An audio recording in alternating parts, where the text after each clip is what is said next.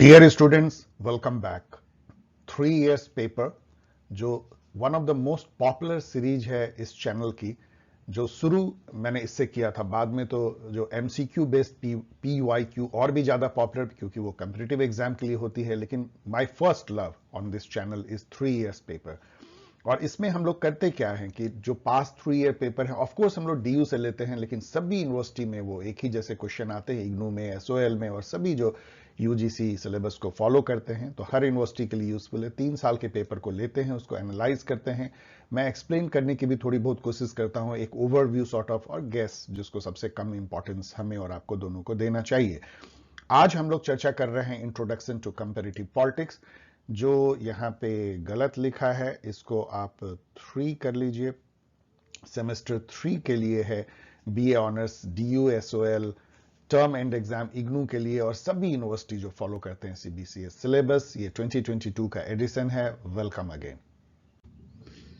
यदि हम सिलेबस को देखें, मैं एक बार फिर मूल मंत्र आपको बता देता हूं, किसी भी एग्जाम के लिए, सेमेस्टर एग्जाम हो चाहे कॉम्पिटिटिव एग्जाम हो, एक बार फिर से एग्जामिनेशन प्रिपरेशन के पहले सिलेबस को वर्ड बाय वर्ड पढ़ लीजिए, मनन कर लीजिए, आंख बंद कर लीजिए और सोचिए कि ये जो वर्ड लिखा हुआ है इसके बारे में हमें आइडिया तो है ना, थोड़ा बहुत भी।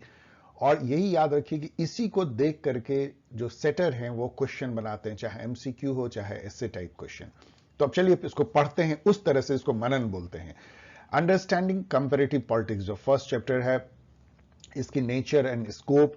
तो किसी में भी जो आप पढ़ेंगे पब्लिक एडमिनिस्ट्रेशन पर IR, उसमें उसका नेचर, स्कोप, सिग्निफिकेंस, डायमेंशंस, ये एकदम इवोल्यूशन, कैसे वो सब्जेक्ट मैटर इवॉल्व हुआ है, नॉट इन प्रैक्टिस। यहां पे ध्यान रखिए डियर स्टूडेंट कि जो प्रैक्टिस की दुनिया होती है और जो थ्योरी की दुनिया, ये मान लीजिए थ्योरी की दुनिया है और ये प्रैक्टिस के, दोनों में जमीन आसमान का फर्क होता है। पॉलिटिक्स एज ए प्रैक्टिस जो आप देखते हैं राजनेता करते हैं, और जो आपको मैं पढ़ा रहा हूं, कॉलेज में पढ़ते हैं, इन दोनों में सीधा नाता नहीं होता है, याद रखिएगा। थ्योरी और प्रैक्टिस की दुनिया, इस पर कभी और चर्चा करेंगे। तो जब मैं कहता हूं कि इवोल्यूशन, तो उस सब्जेक्ट का कैसे इवोल्यूशन हुआ है उसकी बात ज्यादा हम करते हैं, ना कि उस प्रैक्टिस का। तो अंडरस्टैंडिंग कंपैरेटिव पॉलिटिक्स, इसका नेचर, स्कोप क्या है। कंपैरेटिव पॉलिटिक्स जैसा कि वर्ड ही कहता है कि बाय कंपैरिजन। आप याद कीजिए अरिस्टोटल का one of the earliest example of comparative politics, 158 जो उस समय के सिटी स्टेट थे यूरोप में, उसको लेकर के उनके कॉन्स्टिट्यूशन को पढ़ना, अरेंज करना, क्लासिफाई करना, कैटेगराइज करना और 6 कैटेगरी में बांट के एक्सप्लेन करना। This is one of the example of comparative politics. जैसे आप मान लीजिए फ्रेंच रिवॉल्यूशन, चाइनीज रिवॉल्यूशन और रशियन रिवॉल्यूशन, इसकी एक कंपैरिजन करें। अमेरिकन रिवॉल्यूशन और फ्रेंच रिवॉल्यूशन की कंपैरिजन करें। जो एंटी कॉलोनियल स्ट्रगल हुआ इंडिया में और घाना में, उसकी कंपैरिजन करें। लाइक दिस, आप इस तरह से, कंपैरेटिव पॉलिटिक्स का मतलब ये होता है कि आप कंपेयर, कंट्रास्ट और उसके थ्रू पॉलिटिक्स को समझने की कोशिश करते हैं। इसका नेचर, स्कोप आप अच्छी तरह जानते हैं कि मैंने इसको अपने पॉल साइंसल वीडियो में भी बताया है, एग्जाम गाइड में भी बताया, सभी जो इसमें टॉपिक हैं और उससे related question. Why compare and method of comparison, क्यों कंपेयर करें, क्योंकि कंपेयर करना हमारे नेचर में है। भगवान ने हमें, या गॉड, नेचर ने हमें जो है कंपैरिजन के थ्रू समझने की एक बेसिक अंडरस्टैंडिंग दी है। बच्चे को जब कोई स्कूल में भी नहीं जाता तब भी वो कंपेयर करना सीख जाता है कि हरा कलर जो है वो लाल कलर से कैसे अलग है, गोल जो शेप है वो स्क्वायर से कैसे अलग है। ये कंपैरिजन हमारे नेचर में है। और बहुत सारे मेथड है कंपैरिजन के, वो आप पढ़ सकते हैं। यूरोसेंट्रिसिज्म जो है, सेंट्रिज्म कह लीजिए, ये तो सभी बीमारी लगी हुई है हर विधा में, हर नेचुरल साइंस, सोशल साइंस, सब में। मतलब इसमें ये होता है कि जो नॉलेज है, आप फूको पे जाइए, अभी आप फूको को पढ़ेंगे।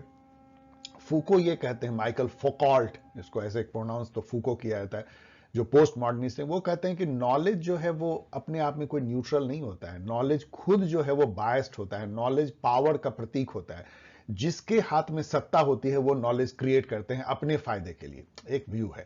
तो यूरोसेंट्रिज्म ये कहता है कि जो नॉलेज क्रिएट की जा रही है पॉलिटिक्स की या कंपैरेटिव पॉलिटिक्स की, वो यूरोपियन सेंट्रिक है, अमेरिकन यूरोपियन सेंट्रिक है, और वो उनके फायदे के लिए की जा रही है। उसमें जो है, जो सब अल्टर्न की जो क्लास, जो थर्ड वर्ल्ड का जो पर्सपेक्टिव, ये सब छिपा हुआ है, उसको कोई उसका वैल्यू ही नहीं है। वहां पे जो चीजें डोमिनेंट है उनके वर्ल्ड व्यू में, पॉलिटिकल आइडियाज में, justice, human right, democracy, development, उसको थोपा जाता है पूरे दुनिया पे। और इसी तरह से अध्ययन की जाती है कि वही नॉर्मल है, सच है, और बाकी हर दुनिया में हर जगह वैसा ही हो रहा है। This is Eurocentrism. वो कंपैरेटिव पॉलिटिक्स को पूरी तरह जो है ध्वस्त कर देता है, बिकॉज आप ट्रू कंपैरिजन कर ही नहीं पाते हैं।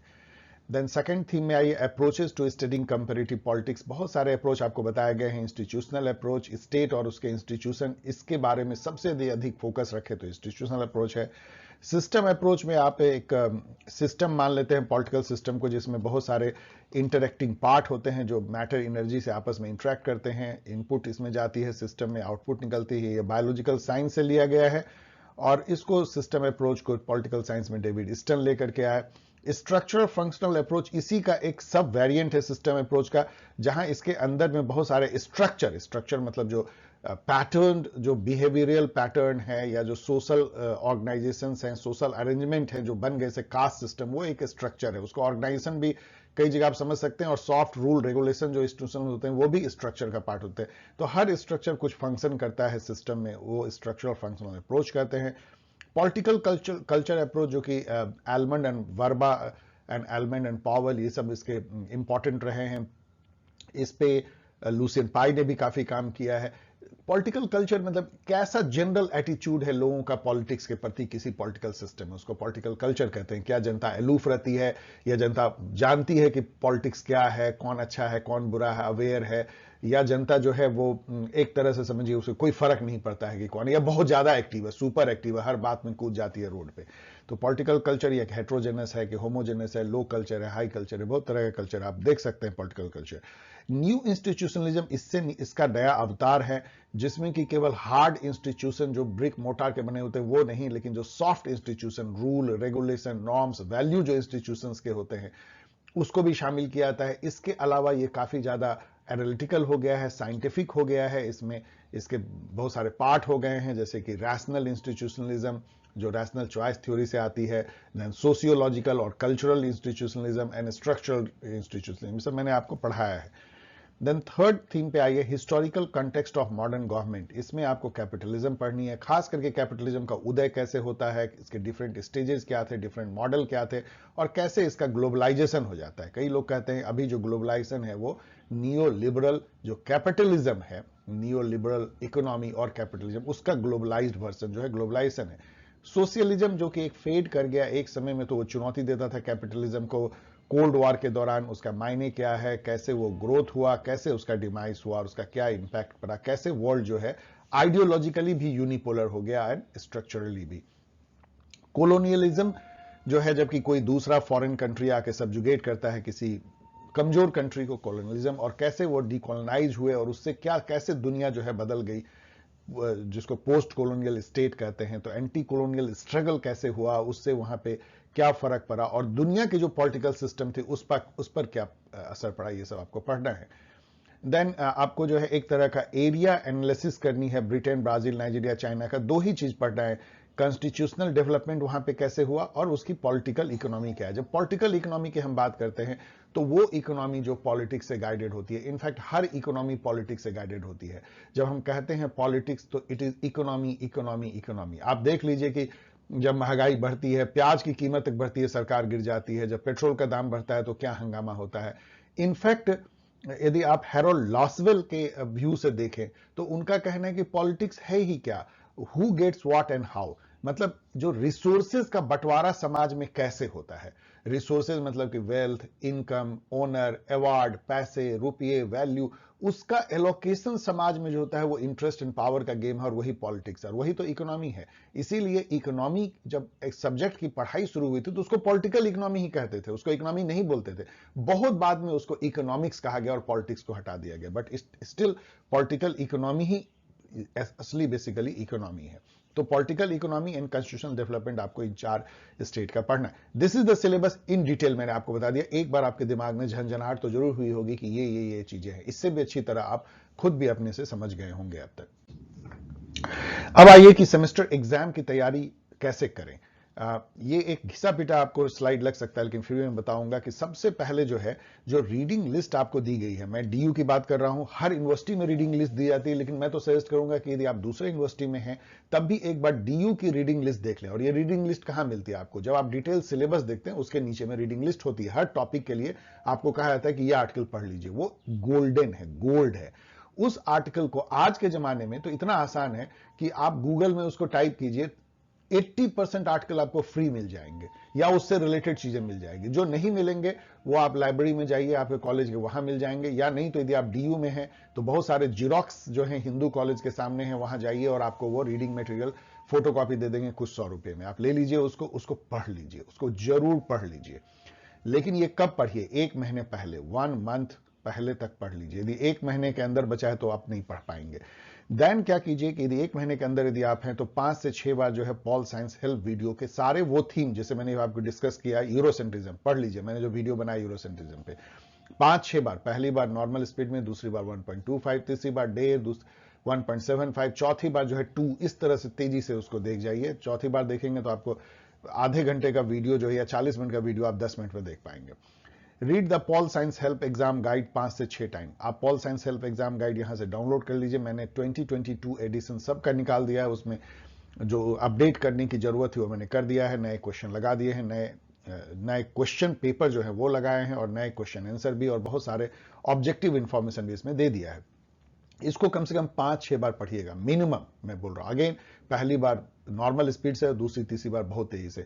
लास्ट में ऐसा होना चाहिए कि एक रात में आप इसको पढ़ पाएं। यहां ध्यान रखिए जो मैंने की थीम्स दिया है, बुलेटेड की थीम्स दिया है, वो फिर अगेन मैं वर्ड यूज करूंगा गोल्ड है, क्योंकि उसमें मैंने वो सारी इंफॉर्मेशन दे दी है जो ऑब्जेक्टिव टाइप के एग्जाम, जो एमसीक्यू आप देंगे, इंट्रेंस टेस्ट, उसके में आपको यूज होंगे। इसके अलावा बहुत सारे यूनिवर्सिटी में ऑब्जेक्टिव क्वेश्चन भी पूछे जाते हैं सेमेस्टर एग्जाम में, 1 और 2 लाइन आंसर भी देने होते हैं। उन सब में की थीम्स जो है आपको इंपॉर्टेंट है। ऐसे टाइप क्वेश्चन उसके बाद मैंने दिया है। इंटेलिजेंटली आप गेस कर सकते हैं, जैसे अभी हम लोग गेस कर रहे हैं, कीजिए, क्योंकि इसमें आपको 8 में से 4 क्वेश्चन लिखने होते हैं या 6 में से 4 लिखने होते हैं ओबी के टाइम में। तो आप कुछ चैप्टर को लास्ट मिनट में छोड़ सकते हैं, उससे जो चैप्टर आप चुनेंगे उसमें ज्यादा अच्छा आप लिख पाएंगे। Right strategically and smartly. याद रखिए, कभी भी जो एग्जामिनर होता है वो पूरा आपका पेपर नहीं पढ़ता है। आप लिखते हो 10 पेज, वो नहीं पढ़ता है, वो एक तरह से ब्राउज करता है, उसी तरह से कोई न्यूज़पेपर ब्राउज करता है।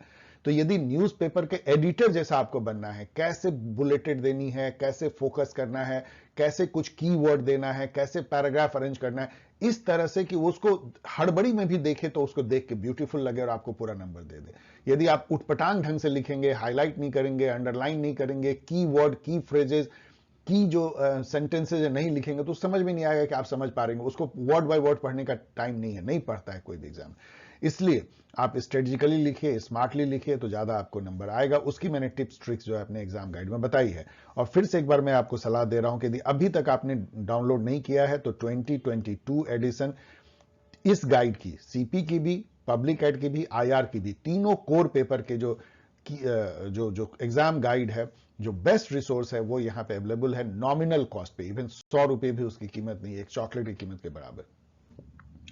अब आइए हम लोग चैप्टर वाइज एनालिसिस करते हैं पास्ट 3 इयर्स पेपर की, 21, 20 और 19 की, और देखते हैं कि क्या पैटर्न निकल के सामने आता है चैप्टर वाइज।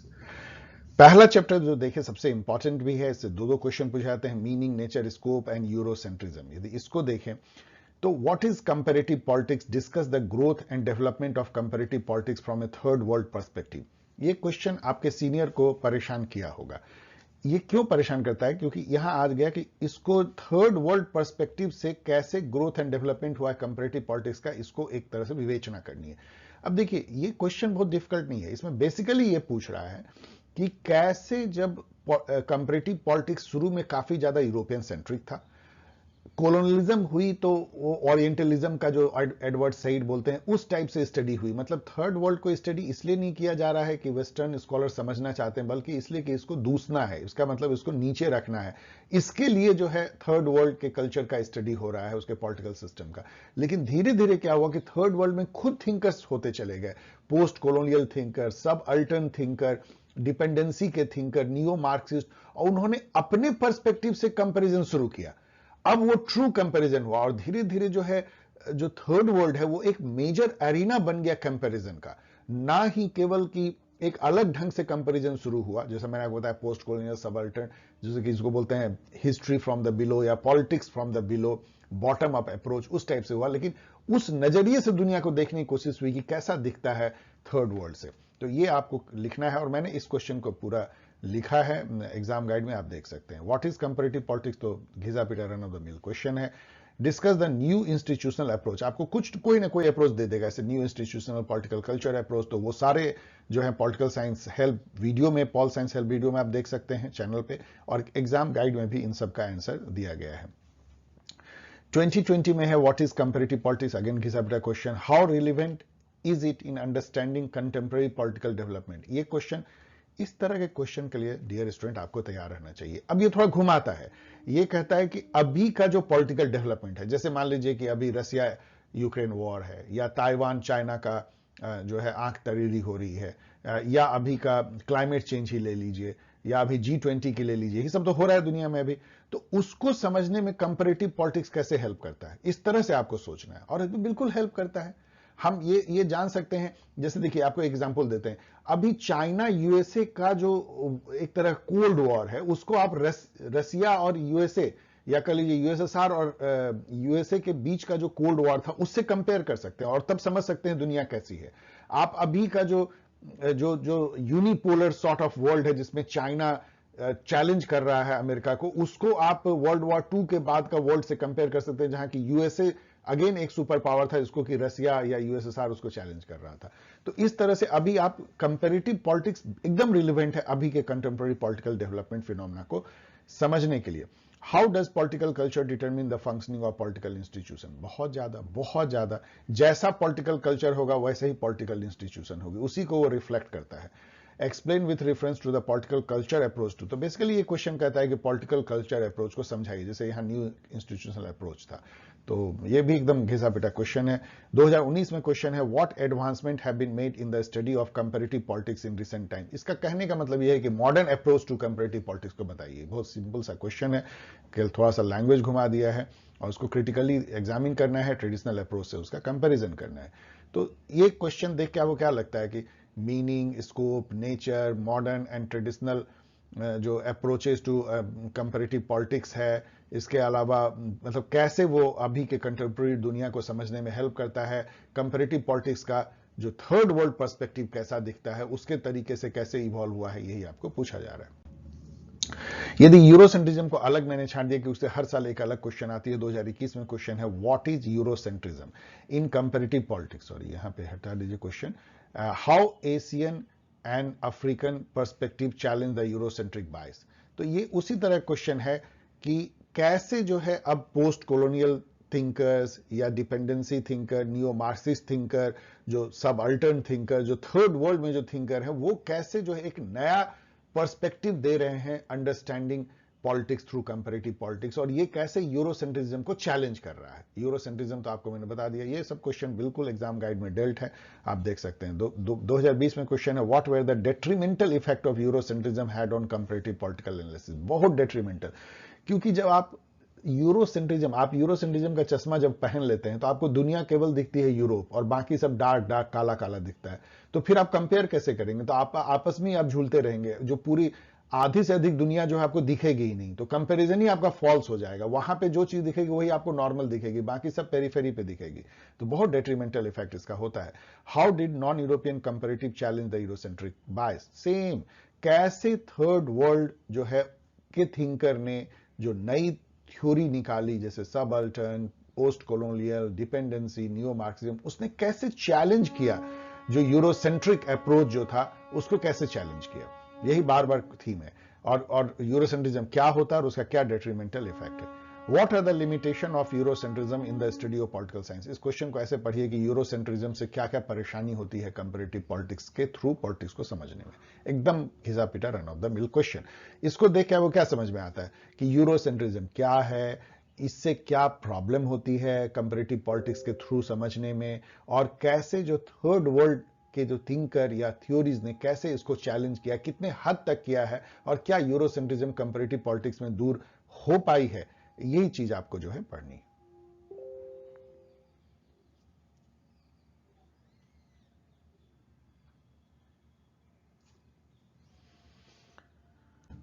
ओके, यदि हम कैपिटलिज्म पे आते हैं, कैपिटलिज्म पे, तो इससे क्वेश्चन रहता है, सोशलिज्म को थोड़ा इन्होंने पीछे कर दिया है, 2021 में है examine the different stages of capitalism and its effect on developing country.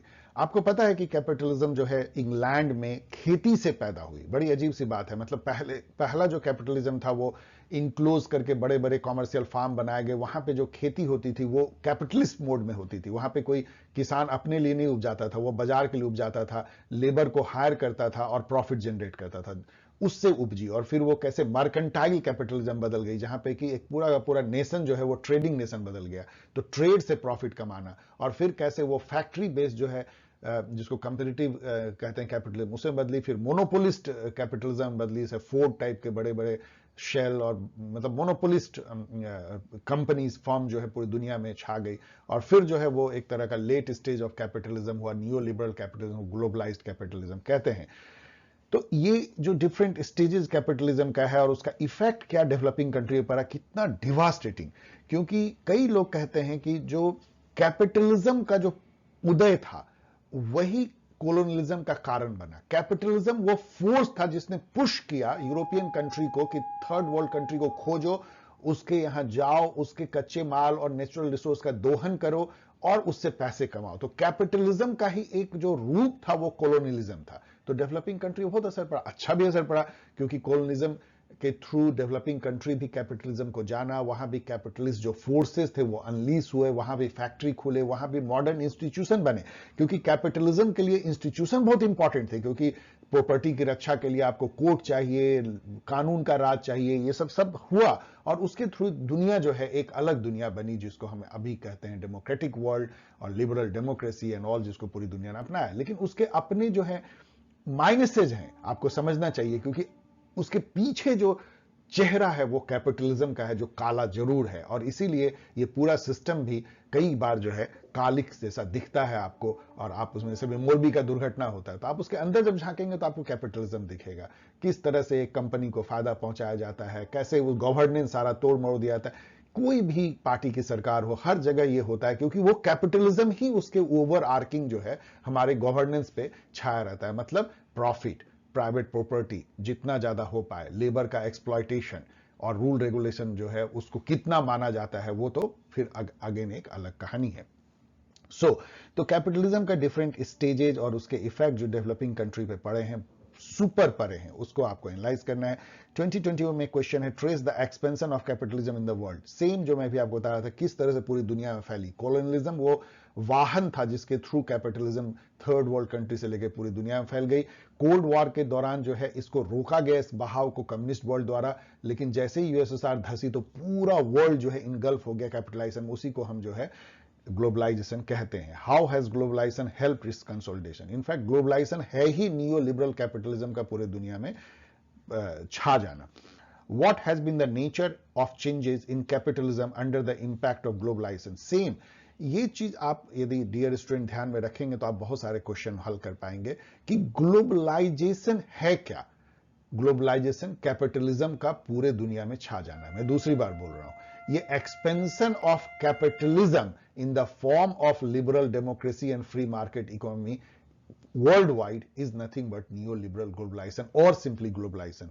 तो उसका क्या असर पड़ा nature and changes in capitalism under the impact of, बहुत उसका चेंज स्वरूप हो गया। अब देखिए कैपिटलिज्म जो है वो एमएनसी टीएनसी के थ्रू आती है। बहुत सारे जो वैल्यूज हैं वेस्टर्न वर्ल्ड के, वो पूरे दुनिया में उसका फैलाव, कि ह्यूमन राइट होना चाहिए, डेवलपमेंट होना चाहिए, गुड गवर्नेंस होना चाहिए, ये सारे जो कॉन्सेप्ट है ये वेस्टर्न कॉन्सेप्ट है और वो उसका एक अलग मीनिंग है, एक डिस्कोर्स है, और उसको थोपा जाता है डेवलपिंग वर्ल्ड पे in the name of globalisation. Structural adjustment programme, liberalisation, privatisation, globalisation, अपने इकोनॉमी को खोलो और फ्री मार्केट कर दो, सभी को आने दो, मतलब एमएनसी टीएनसी को, और अपने यहां भी जो पॉलिटिकल वैल्यू वही अपनाओ जो वेस्टर्न वर्ल्ड में होते हैं। This is globalisation. तो कैपिटलिज्म यदि आप थीम देखेंगे तो स्टेजेस ऑफ कैपिटलिज्म, कैसे इसका उदय हुआ है, इवोल्यूशन, मॉडल्स ऑफ कैपिटलिज्म, किस किस प्रकार से, मैंने आपको बताया, जैसे कि एग्रीकल्चरलिस्ट जो मॉडल से शुरू हुआ, फिर मर्केंटाइल, फिर फ्री जिसको कंपेटिटिव बोलते हैं, फिर monopolist and globalise and like that.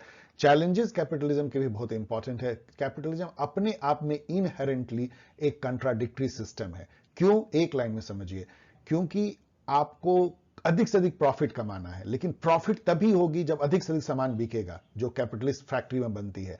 अधिक से अधिक कौन कब बिकेगा? जबकि उसको लोग खरीद पाएंगे। कौन खरीदते हैं? लेबर क्लास खरीदते हैं, मतलब जो वर्कर होते हैं, इंप्लॉय होते हैं, वही तो खरीदते हैं। कैपिटलिस्ट क्लास तो बहुत थोड़े हैं, पूरी दुनिया में 5% भी नहीं है। तो 95% तो लेबरर होते हैं, वर्कर होते हैं, मैनेजर होते हैं, वही खरीदते हैं।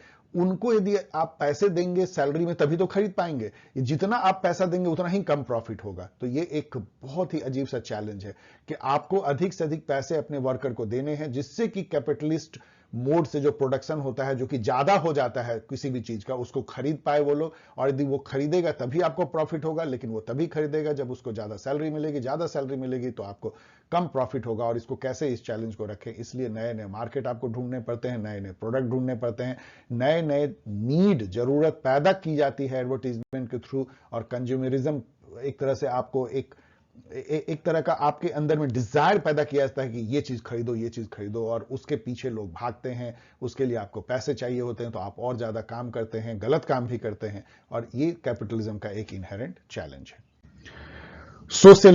सोशलिज्म जो है अब आउट ऑफ फेवर हो चुका है। इसमें 2021 में कोई क्वेश्चन नहीं, 2020 में कोई क्वेश्चन नहीं। जिस तरह सोशलिज्म का जो है भविष्य डूब गया यूएसएसआर के धंसने के साथ, ढहने के साथ, वैसे ही लगता है एग्जामिनेशन सेटर ने भी इसके भविष्य को डुबा दिया आपके यहाँ। वो पूछा नहीं जाता। 2019 में पूछा गया है, discuss the role of glasnost and perestroika in the decline of socialism in former Soviet Union. अब यहाँ पे याद कीजिए कि ये पेरेस्ट्रोइका और ग्लासनोस्ट लाने वाले जो रिफॉर्मर थे, उनका नाम था मिखाइल गोर्बाचोव। अभी हाल में उनका डेथ जो है वो हुआ 91 साल की उम्र में। हम लोगों ने उनको याद किया। तो ये उनका जो है प्रयास है। ये 2 बोतल के जिन कहलाते हैं जिसने कि यूएसएसआर को ढहा दिया।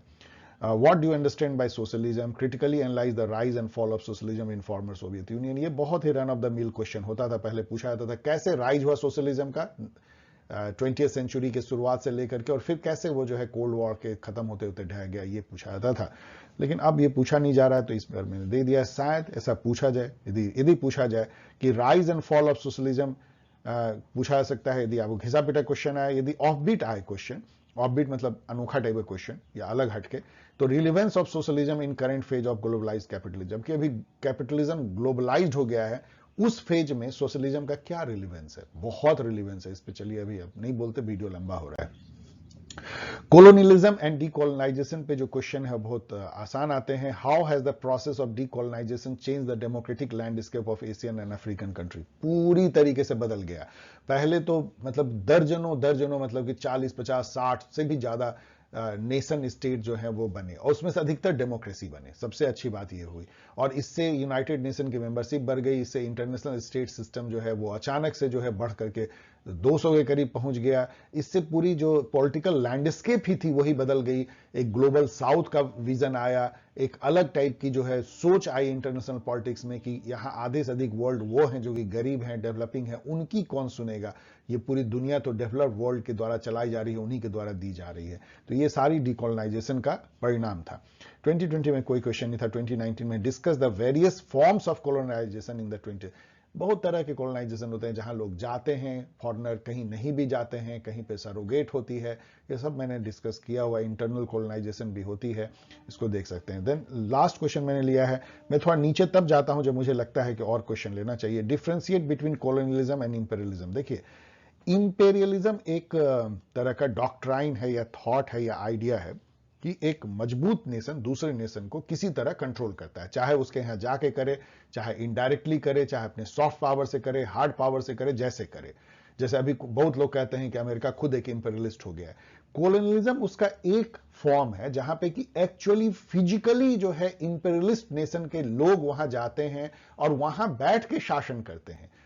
इंपेरियलिज्म ऐसे करने की कोई जरूरत नहीं है। जैसे अभी अमेरिका कहीं भी जाके शासन नहीं करता है, थोड़े बहुत वो अपना हेल्प करता है, जैसे इराक में किया, अफगानिस्तान में किया, अपने लोगों के थ्रू, लेकिन अधिकतर वो कॉलोनाइजेशन नहीं कहते, इंपेरियलिज्म ही है, दूर से बैठ के। लेकिन जब आप बिल्कुल चले जाते हैं, जैसे बिल्कुल कैसे कौन गया था, जापान गया था, इंग्लैंड आया हमारे यहाँ, फ्रांस गया, नीदरलैंड गया, वो जो कोलोनाइजेशन जो होता था, वहां लाखों लोग वहां के आके यहाँ रहते थे और वहां मतलब शासन करते थे, इसको कोलोनियलिज्म कहते हैं। कॉलोनी बसाना, मतलब आप ये समझ लीजिए। Discuss the impact of colonialism in any one colony in Asia. India पे ही इंपैक्ट जो हुआ उसको कर लीजिए। क्या चेंज हुआ, मतलब कि जमीन आसमान का फर्क। हम मुगल काल में थे, कोई हम ना इंस्टीट्यूशन मॉडर्न जानते थे, ना पार्लियामेंट, ना हम आर्मी जानते थे, कोर्ट जानते थे, कुछ नहीं जानते थे। पॉलिटिक्स क्या होता है, पॉलिटिकल कल्चर कैसे, हम कैसे एसोसिएट हो सकते हैं, सब कुछ बदल गया जब कॉलोनाइजेशन हुआ। अच्छी बात मैं कह रहा हूं, बहुत सारे सोशल रिफॉर्म हुए, लेकिन हमारा बहुत दोहन भी हुआ, क्योंकि यहां से संपत्ति जो है वो बाहर गई, जो मुगल काल में नहीं जाती थी। मुगल जो भी करते थे यहीं पे हमारा रहता था। ये इसमें हमें थोड़ा फर्क पड़ा। कैपिटलिज्म आई, जो मैंने कहा कि इनहेरेंटली वो थोड़ा सा डिस्टर्बिंग काइंड ऑफ आइडियोलॉजी है, जिसमें कि छुपा हुआ काला चेहरा तो है ही। वो ऊपर से जितना भी देखे, लेकिन कंज्यूमरिज्म, कमोडिटी फेटिसिज्म, आपके चाहत पैदा करना, अमीर गरीब के बीच में खाई पैदा करना, लेबर क्लास और कैपिटलिस्ट क्लास, और पूरा जो एक दोहन पे बेस, एक्सप्लॉयटेशन पे बेस कल्चर बन जाता है। चाहे वो नेचर का एक्सप्लॉयटेशन हो, चाहे नेचुरल रिसोर्सेज का हो, चाहे लोगों का हो, चाहे सिस्टम का एक्सप्लॉयटेशन हो, एक्सप्लॉयटेशन निहित है उसमें।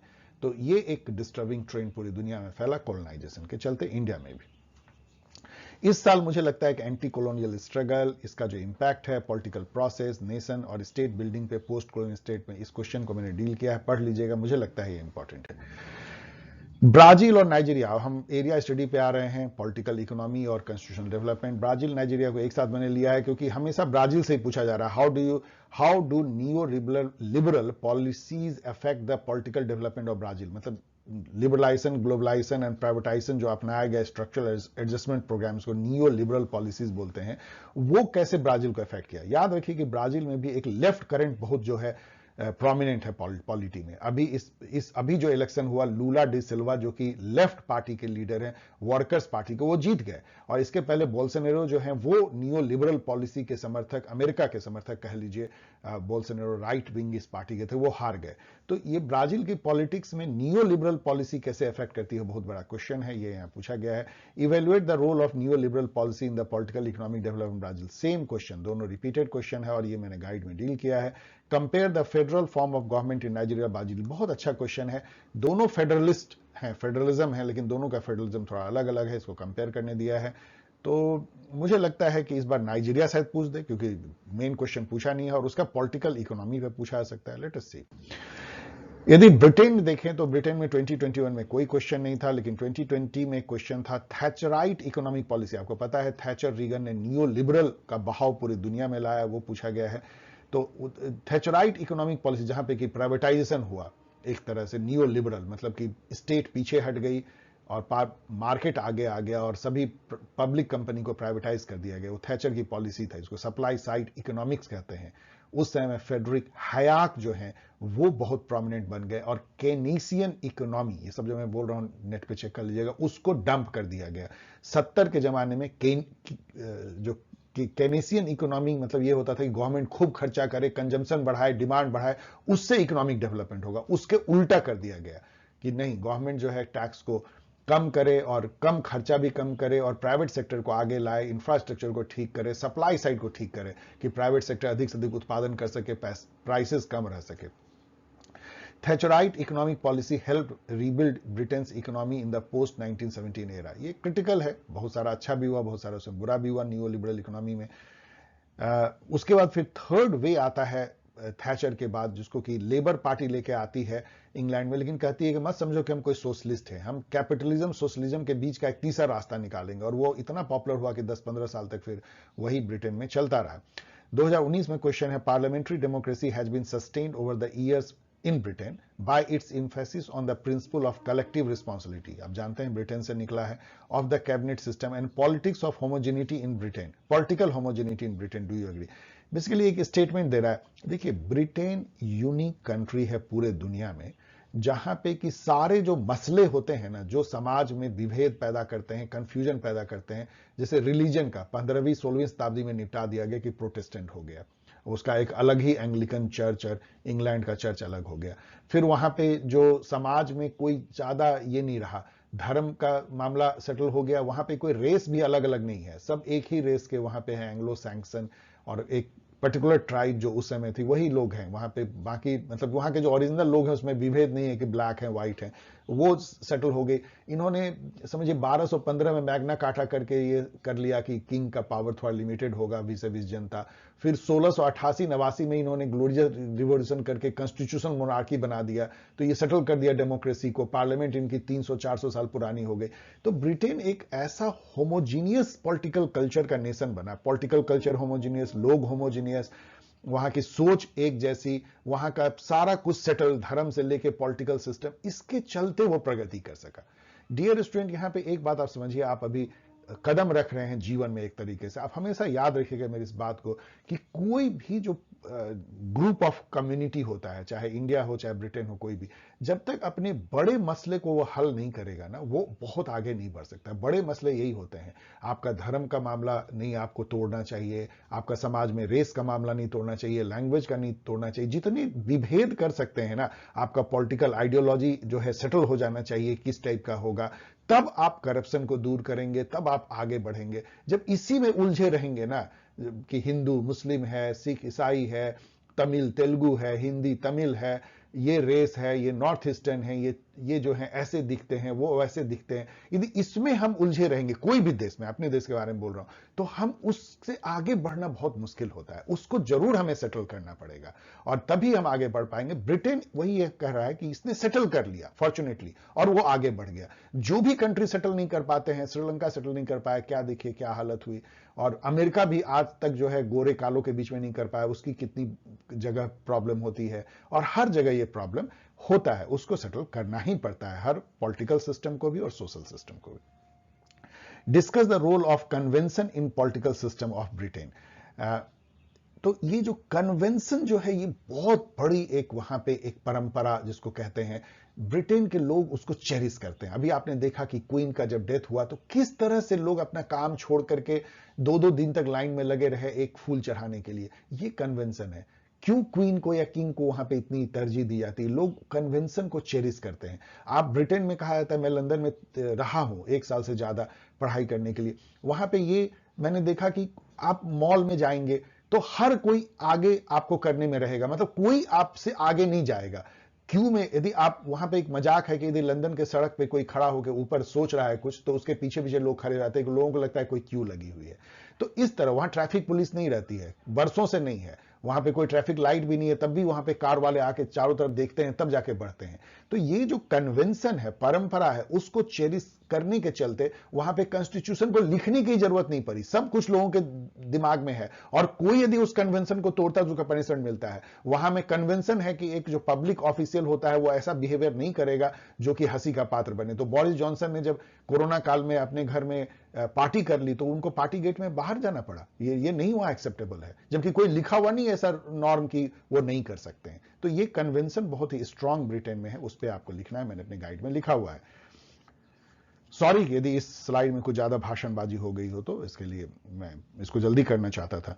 तो यहां role of convention and tradition British political system में कैसा है, इस पे आपको ज्यादा फोकस है। पॉलिटिकल इकोनॉमी जो वहां पे जो थी बड़ी मजेदार हुई है।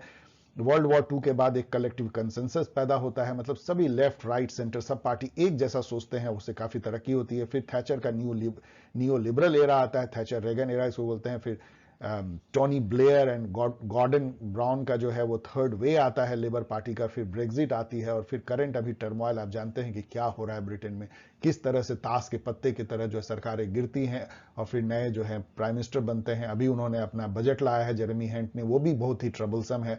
वहां पे इन्फ्लेशन अपने हाईएस्ट लेवल पे पहुंच गई है, टैक्स हाईएस्ट लेवल पहुंच गई है, सैलरी जो स्टैग्नेट कर गई है, रिटेल प्राइसेस काफी ज्यादा है, लोगों का लिविंग स्टैंडर्ड घट गया है। अजीब से टर्मोइल से ब्रिटेन जो है अभी गुजर रहा है। लास्ट यदि हम चाइना देखें तो ऑफ कोर्स हमारे फ्लेवर में है ही नहीं, हमसे तानातानी चल रही है। तो 2020 अब दिख रहा है, 2020 से क्वेश्चन पूछना भी सेटर ने बंद कर दिया है। अभी भी शायद इस बार पूछें कि नहीं पूछे, यदि पूछेंगे तो इसी टाइप क्वेश्चन पूछेंगे।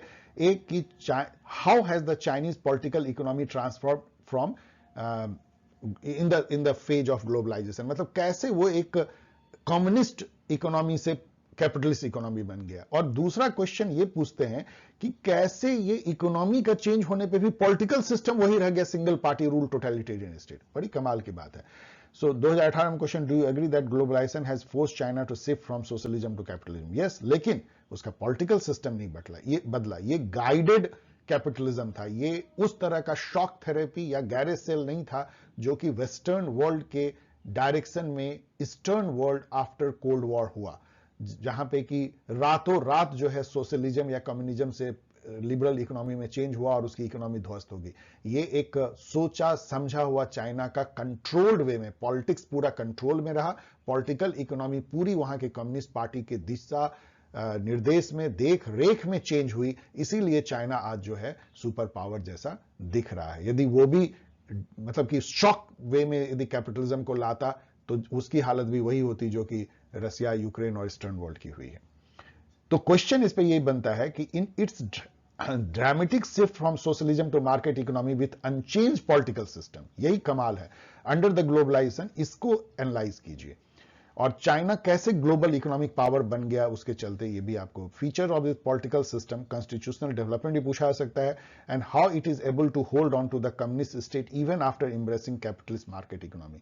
इस संबंध में डियर स्टूडेंट आपको पता होना चाहिए कि अभी उनका जो है नेशनल पीपुल्स कांग्रेस, वहां पे तो एक ही पार्टी है, तो उसका जो कन्वेंशन होता है वही समझ लिए पार्लियामेंट हो जाती है, दुनिया के सबसे बड़ी पार्लियामेंट है। उसकी अभी जो है शायद 20वीं बैठक हुई थी, वो बहुत सालों पर बैठक होती है, और उसमें जी जिनपिंग को जो है तीसरी बार के लिए जो है प्रेसिडेंट चुन लिया गया, नया प्राइम मिनिस्टर भी इलेक्ट हुआ है। तो वो फिर से एक बार जो है चाइना पॉलिटिकली एक स्टेबल वे में उभर करके आ रहा है और अमेरिका को आंखें तरेर रहा है।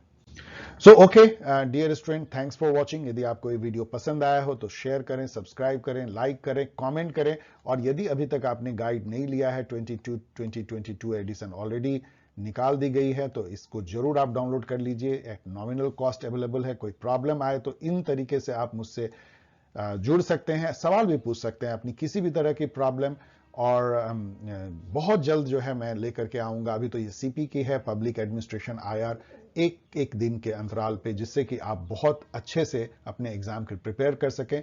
सो बाय, मिलेंगे बहुत जल्द पब्लिक एडमिनिस्ट्रेशन के 3 ईयर एनालिसिस को लेके, तब तक के लिए विदा।